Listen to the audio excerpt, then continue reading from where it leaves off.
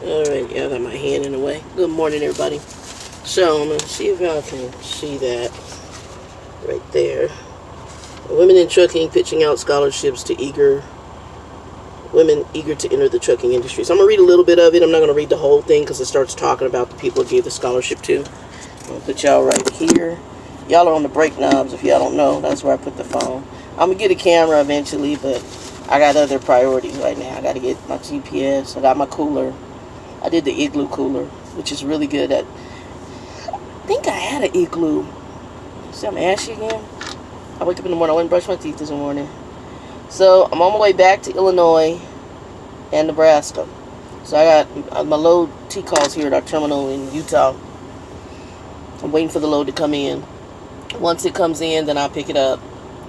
I had to go to the T-call window and get the paperwork. What a T-call is, y'all don't know, and I'll get into the article in a minute. So basically, you're at a terminal. Maybe the driver's out of hours. Maybe the driver's coming home for home time. Maybe a situation like mine. I needed meds, and maybe I was like, okay, I need to get to a city where I can get my meds. So some situation comes up, and that driver can't do the load all the way. Maybe they're out of hours, whatever. So they can get the load to a terminal, and then they have maybe another active driver, happens to be me today, that can actually go and get the actual load. So, I'm waiting for that driver to come in with the load. Then I go to the T-call window. I pick the paperwork up that the driver has. I take that paperwork and I go pick up the trailer out here off the yard, and then I head the direction. So I have a feeling the driver just picked the load up from wherever here in Utah. And it could be even a day driver. So it could be that it was a local driver. It was close enough. The local driver got it. And then it's an over the road. And they figured just get it here to the terminal and we'll get a driver here to take it. So that's kind of what happened. This morning I got up. I had to do a safety conference call for a class that they had us doing. And I guess we were supposed to have done this class right after we got through with what they call upgrading, meaning that you went through your training. So whether you're a new driver or a returning driver, you had a refresher training, whatever. But once you got off your minister's truck, it was classes. So they were behind on it, so they had us do that today. And so we did it. I did it through a conference call. They had one here at the terminal yesterday, but yesterday was all my personal stuff. And a 34-hour reset, it should be your personal stuff, okay? That's really handle whatever you need, because that's personal time. It's not where you're working. It's not where you should be sitting in no freaking class. You need to handle whatever you need. And a lot of times on a 34-hour reset, the reason that's there is so your body can rest and recoup. And so a lot of times on 34-hour resets, I remember I did 34-hour reset, and sometimes if I was in my home state, I'd go home, or I go to a hotel wherever I was at, and I would just crash, or stay with family and crash, and I would sleep almost, half a day, then go eat, and then come back and go to sleep. So 34-hour reset is really, to me, exactly. It's like your body needs to reset. Your clock needs to reset, but you also need to reset. So I took care of my prescription stuff yesterday. I got enough prescriptions on board until I see my doctor next week. I'm not going any further in Illinois. So if they start trying to send me to New York, New Jersey, I'm going to tell them no. I can decline the load and tell them, hey, I got home time next week. I need to stay in this area or head west because I got that appointment. So that's kind of what's going on. Anyway, let me read this article. I've been promising. Women in trucking pitching out scholarships to women eager to the trucking industry. So you're going to hear the word WIT, which just stands for women in trucking. Okay? When you see 7 bright, happy, attractive young women eager to be joining the U.S. workforce, what career do you see them undertaking? Medicine, cybersecurity, business, or perhaps the more traditional paths of teaching or nursing? How about diesel engineering, truck driving, or transportation and logistics management? That's how Women in Trucking sees it, and the 7 women they recently awarded scholarships to are training to be diesel mechanics, truck drivers, and logistic and transportation managers. That's because when WIT states that they want to attract more women to the trucking industry, they mean it. The Women in Trucking Scholarship Foundation advances the mission of the association by providing tuition funding for women seeking careers in transportation.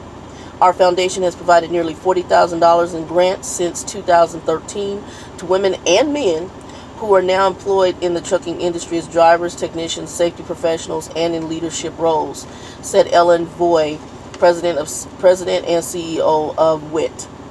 The first award, $3,000 worth, were given out in 2013, followed by $2,000 in 2014, and a whopping $7,000 in scholarship funds were given out in 2015. In 2016, WIT gave out $20,560.85, with scholarships ranging from $690 to $1,800. Also that year, Ryder gave the foundation a $25,000 grant, and J.J. Keller and Associate Inc. donated $10,000 in the name of Jan Havlin, the former foundation chairwoman who retired. Voigt said her father, Roger Voigt, passed away this past February, and she was able to establish a foundation scholarship, the Roger Voigt Memorial, in his name. Scholarships cover tuition in 4 areas: technician, driver, safety, and leadership, and are sent to schools and training programs directly. WIT accepts scholarship applications in January and July, and it doesn't matter if the applicants are just starting their training or are already enrolled in a program. Voigt said the recent 7 scholarship winners each received $1,000 for their educational tuition. And then it lists them here in the publication.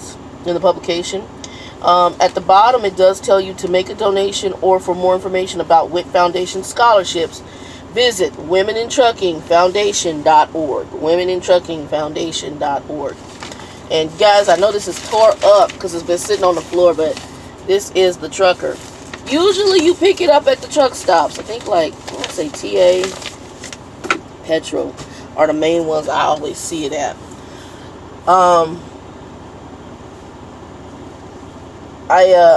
I met a young man here, so just a little bit. We got 6 minutes in here, so a little additional, just free flow. Take the glasses off for a little bit.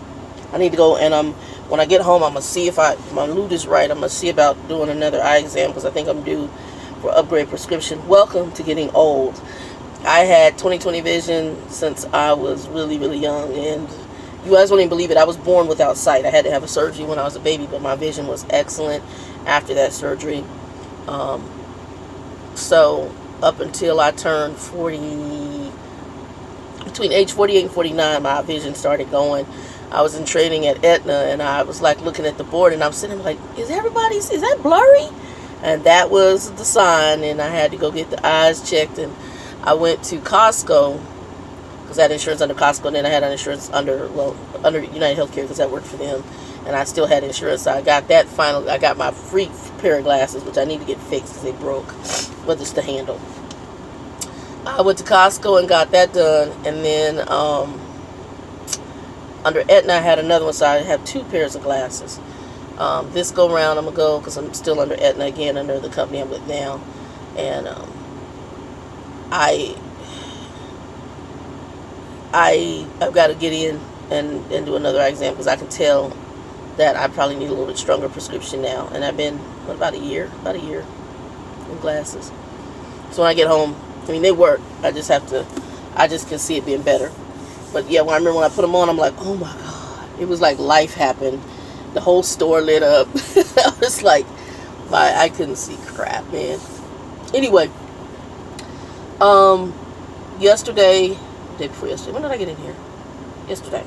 Yesterday evening when I got in here, I got in here the day before yesterday. So I got in here on Sunday evening. And while I was here, I ran into, I call them the kids because they're about 20. They look like they're 15, but it's 2 young men. And I met one of them in Europa. And they 20-something, 21, 22 years old. They got to be 20, I think a minimum 21 to drive a truck. And his partner, his teammate, he had been driving for the company a little bit longer, only a few months, I think a month or so longer. And the young kid, I met him in the driver coordinator lounge. Really nice kid, like both of them, sweethearts. I think they're out of Kentucky. And they're with the company we're with, they're not getting their team, but they're not getting team miles. They say they're getting solo miles, and then they've been having some other issues. And I said, well, that could be down to a couple of different things. It could be your driver manager. It could be the fact that you're very new. And so a lot of times, and I'm talking to my new drivers, because when I came into the industry, I'll be honest, I did not get a lot of miles. I didn't. And like I said, I wasn't making a lot of money, but also the industry was saturated with a lot of people because of the economics, and people were just looking for a job. And trucking, I mean, it was something that they were hiring for, so you could get a job. And people, hell, $300 to $500 a week, they was like, that's better than nothing. Now, I could have went into finance. Like I said, I have other options because of my background. I'm very blessed that way, and I'm not judging anybody who doesn't have those options. This is maybe the only thing they can do. When I talked to Trainer Bill's wife, when I met her, that's what she said. She says, you're very fortunate because you can do a couple different things, and you have a choice to do what you want to do. Not everybody has that, and that's true. Matter of fact, one of the guys I met in Wisconsin, who is a truck driver, is a former educator. He taught for, I think he said taught for like 16 years, something crazy. And he got burnt out on the politics in education. And I have an aunt who's an educator. I have educators in my family on my mother's side. And I can tell you, there's a lot of freaking politics in education. So people choose other things, and he happened to choose this, and he's been doing it for 4 years for this company. You can make a lucrative living. It gives you travel. It gives you freedom. But what I've learned from when I first started as a rookie to now, with a little bit of experience, I'm not going to tell you I'm this seasoned professional who knows every dang thing. I can't even begin to, I can't tell you that. I can't tell you that, and I won't tell you that. The reason I can't tell you that, and the reason, hold on.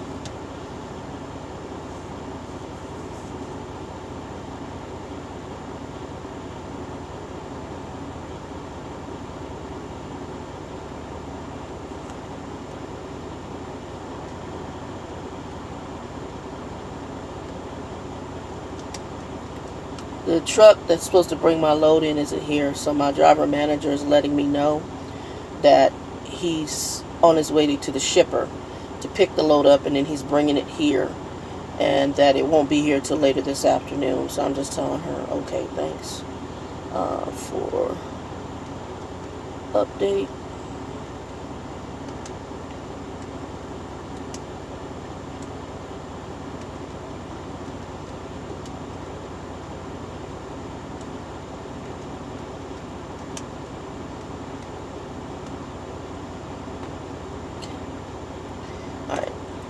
So I'm just letting her know, case for thanks for update. Let me explain. I wasn't gonna walk my big fat behind, even though I probably need to go where they got breakfast, all the way over to. So we have, like, right now I'm sitting close to what's called the driver's lounge. It has driver's lounge, shower, company store, and I guess it's like almost like a little hotel in here. They have rooms in here. This was an acquired company here in Utah by the company I work for, and it's set up very similar to CR England, where they have the rooms in there for these students to stay at who come here to train at the school for the company I'm with. So I wasn't, behind me is the corporate offices. That's the main, business offices where your driver managers, and they have a cafeteria and all that over there. I don't feel like walking all the way over there. You gotta walk all the way to hell over there. So I was like, oh, I'm good. So, hold on, I might go and check the van out if this thing, I don't see what time it is. Because the company store opens up at 9:40, and you can check out the van and go to Walmart. I went to Walmart yesterday, but I might check out the van and go get something to eat. I don't know. I haven't decided yet. I might just order something to eat. I might look in this cooler, because I think I got some subs in there, but I might have to toss them because they've been in there for like, I think today's the third day. Because I picked them up Sunday. I think I picked them up Sunday morning. Yeah, picked them up Sunday morning. Was it Sunday? Hell, I don't remember when I picked them up. They might be older. They might end up going in trash. I'm just thinking about it. Because they've been in there. I think they've been in there too long. Anyway, if you're a rookie out here, you're brand new to the industry, you're with the company. First of all, when you come into the industry, what the companies do is they do what I call the litmus test. And I didn't know that's what they do, but that's what they do. They're going to give you a run, and that doesn't matter even if you're an older driver. All the companies do this. If you come into a company brand new as a driver, they're going to give you minimal runs usually. And what they want to make sure, what they want to see is, can you be, number one, accident free? And how timely are you? Okay, those are the two big ones. All right, they want to know how you drive it, and are accident free, number one, and how timely you are, and your communication skills. That can be the third one. Here is big on communication. So the first load I had out, and it was my litmus test, was the little T-call tool, one of our shops. Then was to go and get the other load, and that was a hot mess, but I communicated back and forth. So they gave me the same craft, gave me another craft load, because I handled the original one, even though it wasn't on time because of a lot of factors there at the company. It wasn't my fault. I did everything I was supposed to do. I ran it till I could run it anymore, and then I, got the next load. So, and then I started getting big runs. So, and there's been times, based on what the times they give me, I have not met the time, but I notify them this is when I can get there, so it doesn't make me late. And then if they end up rescheduling, that's on them, not me, so forth, so on. If you're a rookie, you might not get a lot of miles initially. You're really proving yourself. You're proving that you can be accident free. You're proving how you handle the load, and they're seeing what you're made of. Okay, that's honesty. Now, if it continues past 3 or 4 months, then you're getting into something where it's probably you just don't have a good driver manager and planner, and you may need to ask to switch to a different driver manager and planner, because once they know, A, you can be safe, B, you can be timely,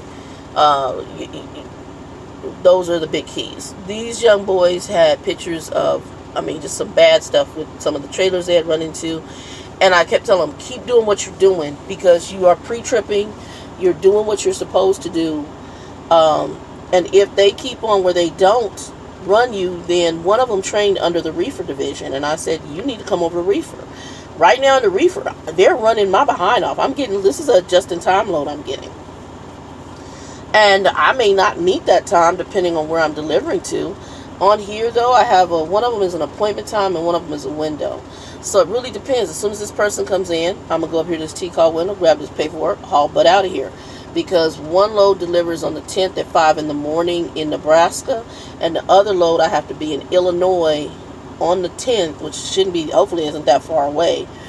And I got any time between like 5 in the morning until 6 o'clock in the evening. So it can't be that far away.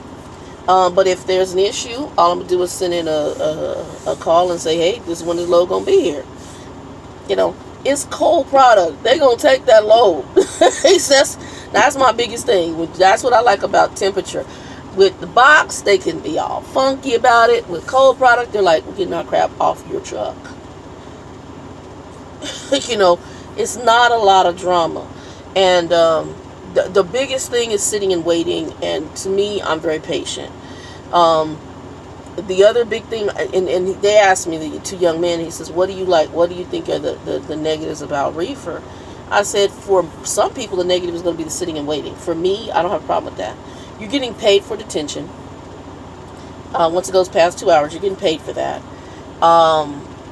You're getting paid for the miles. You're getting paid for extra stops. So I really personally don't have a problem with any of that. It's really up to you, what you want to do. I like reefer for that exact reason. He said that he trained with a reefer driver, but that reefer driver, he said a lot of times they set through the weekend with no runs. And I said, that means there's something up with the guy you were running with. That has absolutely nothing to do with the company. Because if he's training as a mentor, they normally run the hell out of a mentor. So if he's sitting over the weekend, that tells me there's something up with him. And he did say he had to go in for some safety stuff and a breathalyzer and all this other stuff. And, he told me some things that the guy was doing that he saw that this guy was doing. So ultimately, it makes a lot of sense to me that, they set, because some of the stuff the guy was doing, it's going to show up in your driving. The first mentor I had, they got her for driving too close. Well, because her focus was her partner, and her focus was things on the phone. So, of course, she's not as attentive, and she won't just go fast. She was young. And it's going to show up somewhere in how you handle stuff.